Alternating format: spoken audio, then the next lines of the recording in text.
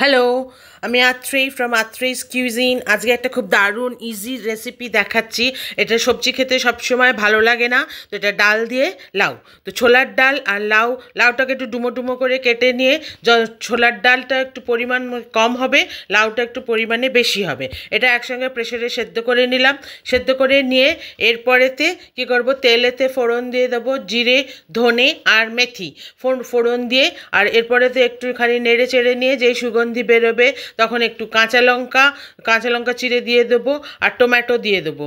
Tomato দিয়ে টমেটোটা একটু বড়, মানে একটু বড় টমেটো একটা সাইজে দিতে হবে। টমেটোটা এটা একটু টক টক মতন হবে, হ্যাঁ। দিয়ে একটু নুন দিয়ে এটাকে সফট করে চাপা দিয়ে নুনটাকে সফট করে নেবো, টমেটোটাকে সফট করে নেবো।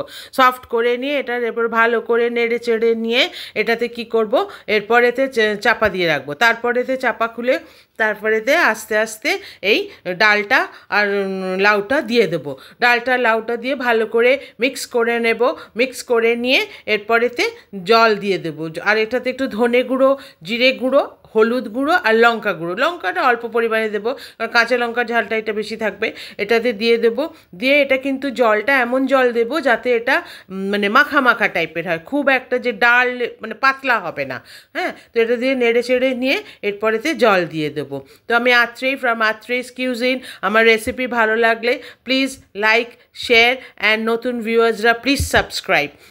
And thank you and continue watching. তো আচ্ছা, এটা হচ্ছে ডালটা দিয়ে আবার একটু চাপা দিয়ে আবার নুনটা একটু চেক করে নেব, সল্টটা একটু চেক করে নিয়ে যদি লাগে তখন আর একটু সল্ট দিয়ে দেবো, কারণ অলরেডি ডালটা সেদ্ধ হবার সময়, লাউটা সেদ্ধ হবার সময় নুন দিয়েছিলাম। তো এটা একটু টেস্ট করে নেবো। আচ্ছা, লাস্টে একটু ধনে পাতা দিয়ে দেবো। আর এটাতে কিন্তু কারি পাতা দিতে ভুলো না, কারি পাতা দিলে এটার বেশ একটা ভালো ফ্লেভার আসে। এটা মাখা মাখা হবে।